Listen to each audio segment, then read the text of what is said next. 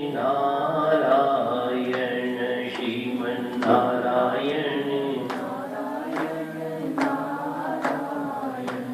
लक्ष्मी नारायण नारायण नारायण लक्ष्मी नारायण बद्री नारायण नारायण नारायण बद्री नारायण सत्य नारायण नारायण नारायण सत्य नारायण श्रीमन्नारायण नारायण नारायण श्रीमन्नारायण श्रीमन्नारायण नारायण नारायण श्रीमन्नारायण लक्ष्मी नारायण नारायण नारायण लक्ष्मी नारायण बद्री नारायण नारायण नारायण बद्री नारायण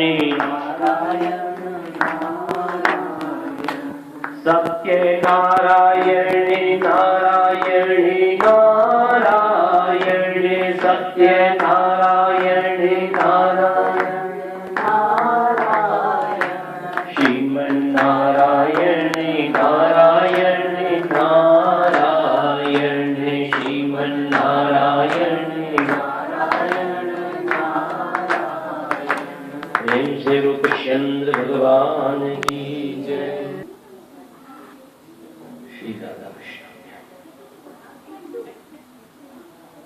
इस देवालय में प्रतिष्ठित समस्त देवी देवताओं के चरणों में वंदन करते हुए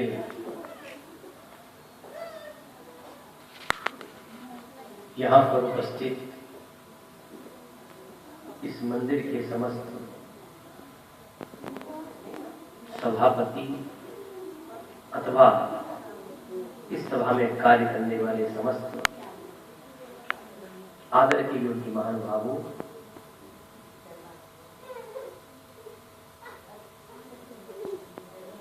अन्य भक्तगण, माता और बहनों, भक्त पुरुषों,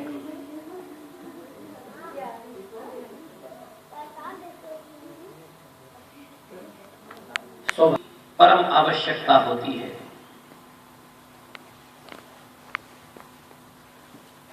सत्य कहते हैं श्रेष्ठ व्यक्ति के लिए, सत्य कहते हैं उस सत्य के लिए। सत्य का एक नाम परमेश्वर है, परमेश्वर को भी सत्य कहते हैं।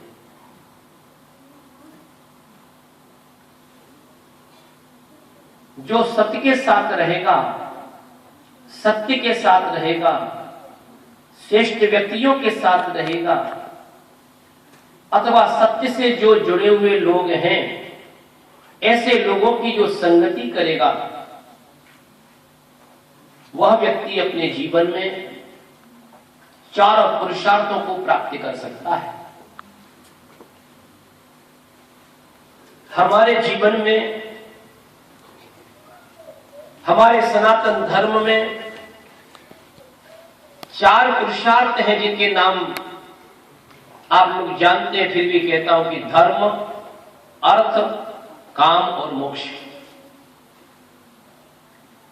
क्रमशः मनुष्य जीवन का लक्ष्य होता है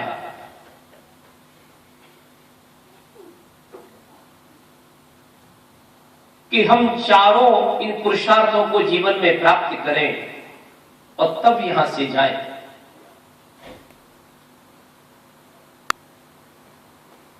जीवन में सत्संग इसलिए बहुत आवश्यक होता है कि सत्संग आपको अवगत कराता है आपको बतलाता है कि आपके जीवन में क्या कमी है। आप स्वयं आत्मदर्शन कर सकते हैं, आप स्वयं अपने आप को जान सकते हैं। सत्संग के माध्यम से व्यक्ति अपने अपने आप को जानने का प्रयत्न कर सकता है और अपने कर्तव्य के विषय में निश्चय कर सकता है कि मेरा कर्तव्य क्या है।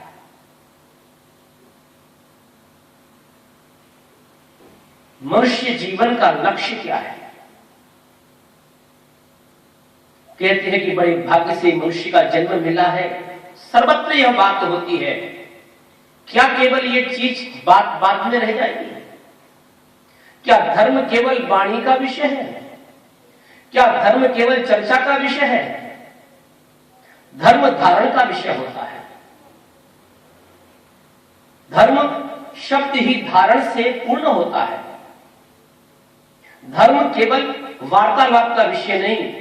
धर्म की चर्चा कर लेना, धर्म की वार्तालाप कर लेना अलग विषय है, लेकिन धर्म को जीवन में उतारना ये अलग विषय है। किंतु धर्म की चर्चा करते ही करते हमको वो प्रबोध होगा, हमको वह बोध होगा कि हम अपने जीवन में धर्म को उतार पाएंगे। जब तक हम धर्म स्थल पर नहीं जाएंगे, सत्संग नहीं करेंगे, तब तक हमारे जीवन में हमें वह पता ही नहीं होगा कि हमारा लक्ष्य क्या है, हमारा कर्तव्य क्या है। सारा समाज जिस मार्ग पे चला जा रहा है, हम सोचेंगे कि वही हमारे जीवन का लक्ष्य है। आहार निद्रा वैमैथुनञ्च सामान्यमेतत् पशुभिर्नराणाम् धर्मो हि तेषामधिको विशेषो धर्मेण हि न पशुभिः समानः। चार बात को पशु में और मनुष्य में प्राप्त होती है। आहार, भोजन करना, मनुष्य भी करता है और पशु भी करता है।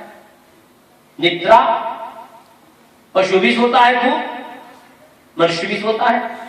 भय, डर सबको लगा हुआ है। इस संसार में ऐसा कोई जीव नहीं जिसे डर न हो और निर्भय हो जाए।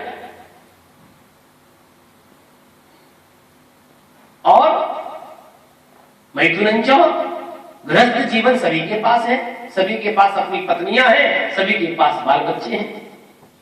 फिर मनुष्य में और पशु में भेद क्या है? तो शास्त्र कहता है भेद है धर्मो हि तेषाम् अधिको विशेषो।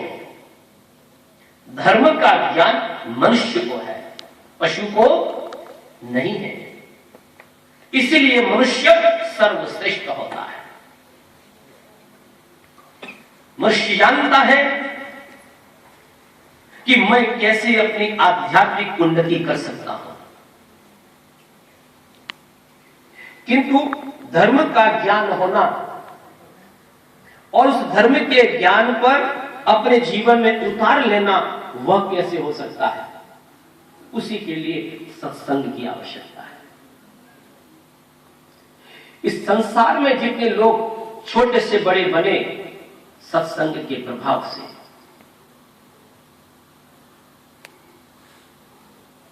ध्रुव को परमात्मा कैसे मिले?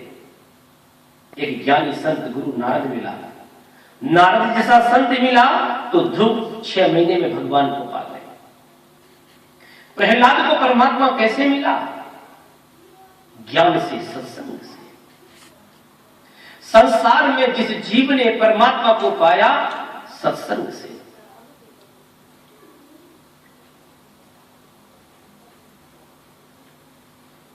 इसीलिए जीवन में सत्संग का बड़ा महत्व होता है। कल्पद्रुमः कल्पितमेव स्तुते साकाम दुःखामितमेव दोग्धि चिन्तामणिश्चिन्तितमेव दत्ते सतामि संगः सकलम प्रसूते। आपने नाम सुना होगा कामधेनु गाय का। कामधेनु के निकट बैठ जाओ, आपकी समस्त कामना पूरी हो जाएगी। उसका दूध पी लो, समस्त कामना पूरी हो जाएगी। चिंतामणि, उसके पास बैठकर आप कुछ भी चिंतन करें, चिंतन पूर्ण हो जाएगा। कल्प वृक्ष के निकट बैठकर कुछ भी कल्पना करें, आपकी कल्पना साकार हो जाएगी। किंतु अच्छा चिंतन, अच्छी कल्पना, अच्छी सोच कहां से लाओगे? किसी बालक के सामने यदि परब्रह्म परमात्मा आ जाए, बोले बेटा बोल क्या चाहिए, तो बोलेगा मुझको खिलौना दे दो।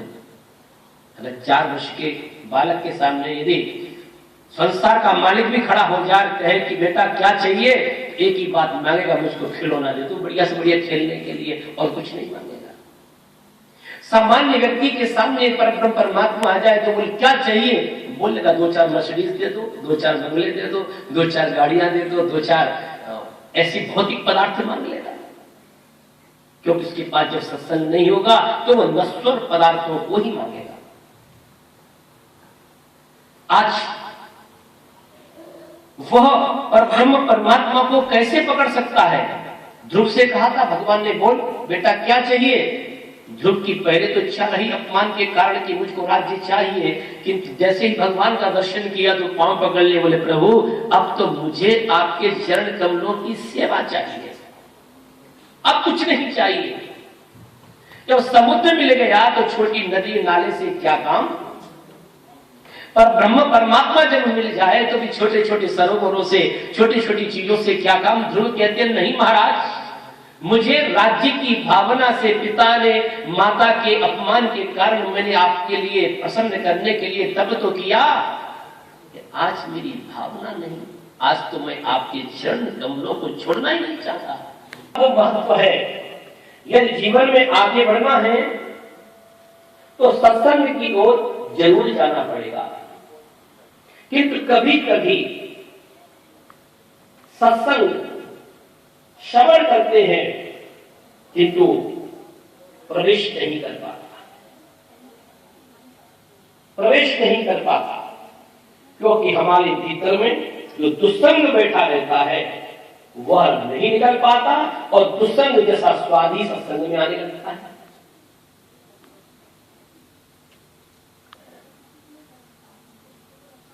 एक छोटा सा दृष्टांत देते हैं समझाने के लिए। कुछ मुंह लगाती है, पता है मुंह क्यों लगाती है? वो राम राम करती है एक दूसरे से, राम राम सीताराम नमस्ते नमस्कार करके जाती है। चीटियों में परंपरा है, भक्त है ना, स्त्रियों में भक्ति प्रदान होता है, स्त्रियों का हृदय परम भक्ति से युक्त होता है। वो सब राम राम नमस्कार आपस में करके जाती है, मुंह से मुंह लगाती हैं और फिर चली जाती है, मिलके जाती है। तो एक बार एक छुट्टी से दूसरी छुट्टी मिली तो पूछा बहन कहाँ रहती हो? महिलाएं बहुत जल्दी से बातचीत कर लेती हो, पुरुष तो बैठा रहता है, एकदम नहीं बात करता। कभी कोई 5-10 साल में कभी नमस्कार हो जाती है, गले गले लगे चला जाते। स्त्रियों के हृदय तो तुरंत मौका मिला, बात हुई तो समझो 3 पीढ़ी की बात तुरंत जान लेंगी कि घर में नंदी क्या करती है और सास क्या करती है। चूटी ने चूटी से कहा बहन कहाँ रहती हो? तो एक चूटी बोली कि मैं नमक के पर्वत पे रहती हूँ। दूसरी से पूछा तुम कहाँ बहन रहती हो? बोले मैं मिश्री के पर्वत पे रहती हूँ। तो बोली बहन मेरे घर आना। तो उसने कहा जरूर आऊंगी। तो एक दिन नमक के पर्वत वाली चूटी मिश्री के पर्वत वाली चूटी के घर गई, तो मिश्री के पर्वत वाली चूटी ने थरिया में रख के उसको मिश्री खिलाई। जब मिश्री उसने खाई तो बोली बहन जैसे मेरा नमक का स्वाद है वो वैसा ही स्वाद तेरी मिश्री का है। उसने कहा भाई ऐसा तो नहीं हो सकता, मिश्री बहुत मीठी होती है और नमक तो खारा खारा होता है, ऐसा कैसे हो सकता है? तो उसने कहा कि बहन एक काम कर, बोले अपना मुंह खोल। तो मुंह खोला तो जीभ के नीचे नमक पहले से रखा हुआ था। तो जीभ के नीचे जब नमक रखा हुआ था फिर ऊपर से मिश्री खाएगी तो स्वाद नमक का ही ज्यादा आएगा ना। तो उसने कहा बहन पहले नमक को बाहर थूक और फिर मेरी मिश्री खा, तब देख कितनी मिठास है इसके अंदर। उसने वैसा ही किया, नमक को थूका, मिश्री खाई, बोली हाँ बहन तेरी मिश्री बहुत मीठी है। कहने का अर्थ है कि जब तक जीवन में सत्संग पाने के लिए हमारा कुछ परिवर्तन नहीं लाएंगे, कुछ हमारे जीवन में जो चीजें उनको नहीं हटाएंगे, तो सत्संग प्रवेश नहीं कर पाता। खाली जगह होगी तो कुछ चीज अंदर जाएगी ना। किंतु सत्संग जीवन में परम आवश्यक है, सत्संग करना चाहिए, और सत्संग के माध्यम से व्यक्ति धीरे धीरे धीरे धीरे बढ़ता चला जाता है। मेरा आज का विषय गीता का विषय था। गीता शब्द से प्रारंभ करता हूं। गीता शब्द को यदि विपरीत कर दिया जाए तो होता है, गीता का अर्थ होता है तागी, और तागी का अर्थ है त्यागी। गीता जीवन में आनंद कब देती है? जब जीवन में त्याग होता है। संग्रह कष्ट कारक है, त्याग आनंददायक है। गीता का सिद्धांत है त्यागात् शांतिरनंतरम। कि जीवन में शांति चाहते हैं तो त्याग चाहिए। संग्रह कष्ट देता है और त्याग जीवन में क्या देती है? शांति देती है। त्याग के बिना जीवन में शांति आ ही नहीं सकती। जीवन में वस्तुओं का त्याग की बात नहीं होती, उसके जो अंदर, आपके अंदर जो बैठा हुआ है, उस भाव के त्याग की बात है। जीवन में घर, मकान, वाहन, व्यवहार, ये सब हमारा साधन है। इस साधन के बिना हम जीवन में नहीं चल सकते। हमको गृहस्थ जीवन में सब चीज चाहिए, घर चाहिए, द्वार चाहिए, परिवार चाहिए, वाहन चाहिए, खाना पीना सब चाहिए। उस संग्रह के प्रति जो ममत्व बुद्धि है, उसका त्याग गीता कहती है, उसे त्याग दो। जो अहम बुद्धि है, जो ममत्व बुद्धि है, ये मेरा है, मेरा है, मेरा है, उसका त्याग करना है। ये सब परमात्मा तुम्हारा है, मेरा नहीं है। मैं तो केवल उपयोग कर रहा हूं, उपभोग कर रहा हूं। जैसे मंदिर है ना, सबका है और किसी का नहीं। भोजन बना है तो एक अहम पैदा होता है कि हमने भोजन बनाया। कि मंदिर में आए तो तुरंत प्रसाद बना और उसका स्वरूप भी बदल गया। अहम से परे हो जाता है व्यक्ति मंदिर पे आने पर। वो करता है फिर भी कहता है कि मैं नहीं, परमात्मा कर रहा है सब कुछ। जैसे अभी भैया बता रहे थे, प्रकाश जी, अनिल जी, कि मां करती है सब कुछ, नाम हमारा होता है। भाई जीवन में ऐसा ही है। यही तो सत्संग का प्रभाव है कि आप सब कुछ करेंगे फिर भी कुछ नहीं। तो यहीं पर व्यक्ति को का जो महत्व है वो नष्ट होता है, और महत्व नष्ट होगा तो व्यक्ति धीरे धीरे धीरे ऊपर की ओर चलता जाता है। गीता का सिद्धांत है कि जीवन में त्याग होना चाहिए। त्याग के बाद ही जीवन में शांति का अनुभव होता है। गीता को प्रारंभ से लेकर अंत तक आप देख लें। गीता में 18 अध्याय हैं, 3 भाग में बांटी गई, कर्मयोग, भक्ति योग, ज्ञान योग। गीता का पहला श्लोक क्या कहता है? धर्म क्षेत्रे कुरुक्षेत्रे समवेतायुयुत्सवः मामकः पांडवाश्चैव किम कुर्वत संजय। धृतराष्ट्र कहते हैं संजय से, अरे संजय बताओ, मेरे पुत्रों ने और पांडव के पुत्रों ने क्या किया? यह गीता प्रारंभ होती है यहां से। जिन पांडवों ने अपने पिता को नहीं देखा, जिन पांडवों ने धृतराष्ट्र को ही पिता माना, वही धृतराष्ट्र स्वयं कहता है कि मेरे पुत्र दुर्योधन और ये पांडु पुत्र है, ये मेरे और वह दूसरे के। ये समस्या जीवन की है। और उस अध्याय का नाम रखा है अर्जुन विषाद योग। जहां मेरा और तेरा है वही विषाद है, वही दुख है। इस संसार में जो दुख है वो है तेरे मेरे का दुख। इस तेरे मेरे से जब परे हटोगे, तेरे मेरे से जब दूर हो जाओगे, तब सुख की अनुभूति जीवन में होगी। तब व्यक्ति कहेगा कि मैं सुखी हूं। वही सत्संग है, वही राम है, वही कृष्ण है। जब जीवन में तेरे मेरे की भावना मिटी, तो समझो कि राम आपके हृदय में, कृष्ण आपके हृदय में, दुर्गा आपके हृदय में, परब्रह्म परमात्मा आपके हृदय में, समस्त देवी देवता आपके हृदय में, क्योंकि आपके लिए सब कुछ समान हो गया, न तेरा न मेरा।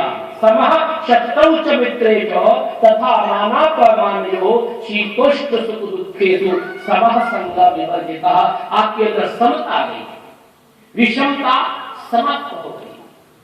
समता है वही परमात्मा, जहां समत्व योग है वही ईश्वर है। किंतु इस समत्व योग को प्राप्त करने के लिए इतना आसान नहीं है। बातचीत करना आसान है कि जीवन में समत्व योग लाना बड़ी कठिन बात है, और इसीलिए सत्संग की आवश्यकता होती है।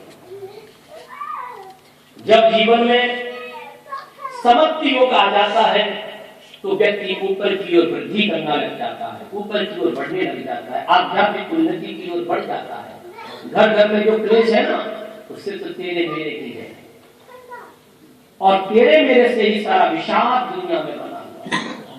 जिस दिन कह दिया कि प्रभु सब कुछ तेरा है, उस दिन जीवन का दुख मिट जाता है।